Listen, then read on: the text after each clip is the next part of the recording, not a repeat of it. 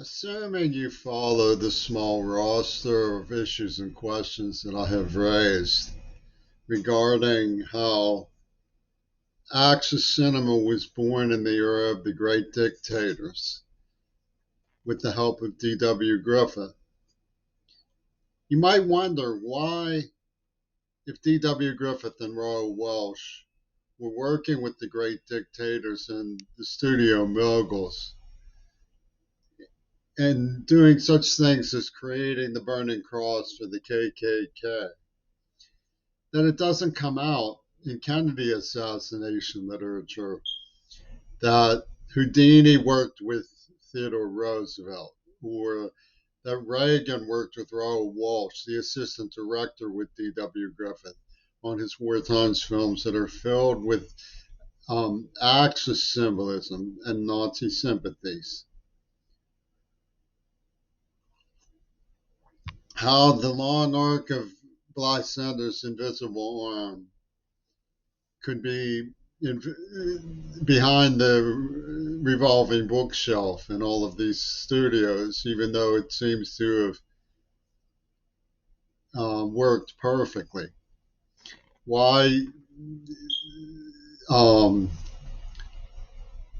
civil rights groups didn't notice the pornographic genocide in Japanese erotic arts by partners of the great dictators in Axis Hollywood working with Reagan. Why did all of this escape Jim Marrs, for example, whose um, work on Kennedy assassination research certainly informed much of what I know about what happened at Dealey Plaza?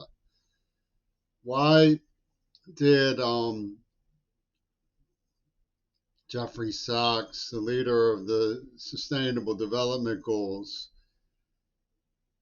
um, office at Columbia and UN, overlook and continue to say the monotonous phrase, rogue elements of the CIA were involved in what happened to Kennedy without incorporating knowledge? I'm sorry that I seem very deadpan, but I've developed Parkinson's syndrome. Well, it was a punishment for my research. The truth is that, you know, the Gestapo and the stormtroopers of Germany like surprise parties. They tried to have a surprise party in Denmark during the occupation when they went for the Danish Jews. With about 12 hours' notice, it got around what was going on, and the Danes evacuated the Jews by fishing boat to Sweden. The surprise party, the bunny and the cake, didn't work out for the Gestapo. And the lesson is from that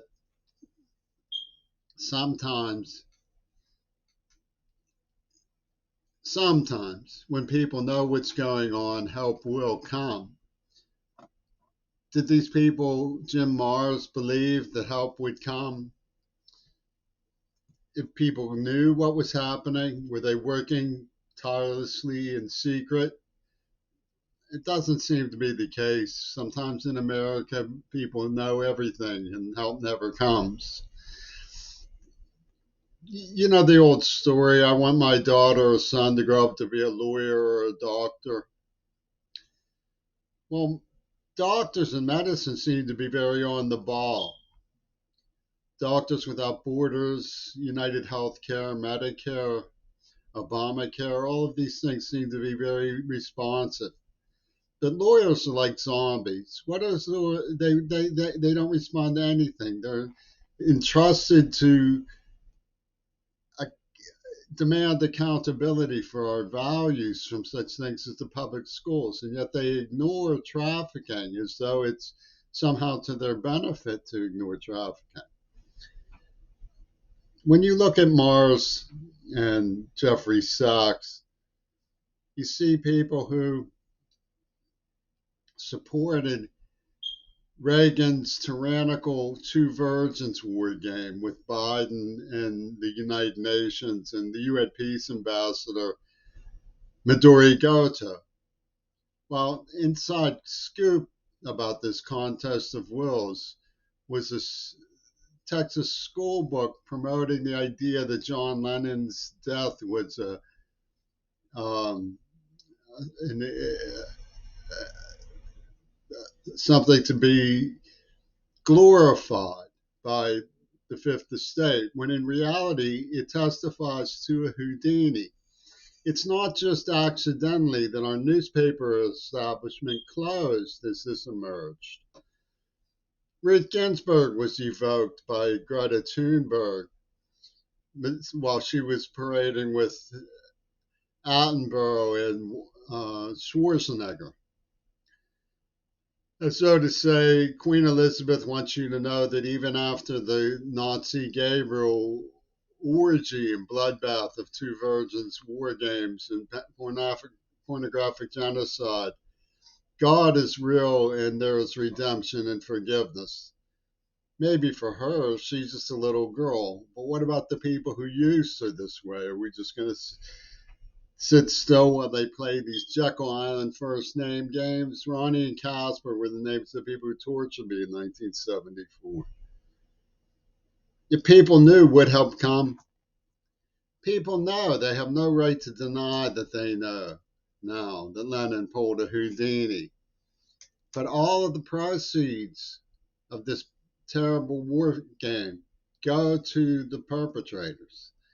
They secured by Lennon's Houdini by their surprise party the auspices of the underclass, the AIDS victims, people who want to go out wilding in the name of John Lennon and Donald Trump. People know, and help should at last come. This traces back through the era of the Cubists to Ouspensky, Houdini, Diaghilev, D'Annunzio, and Blythe Sanders.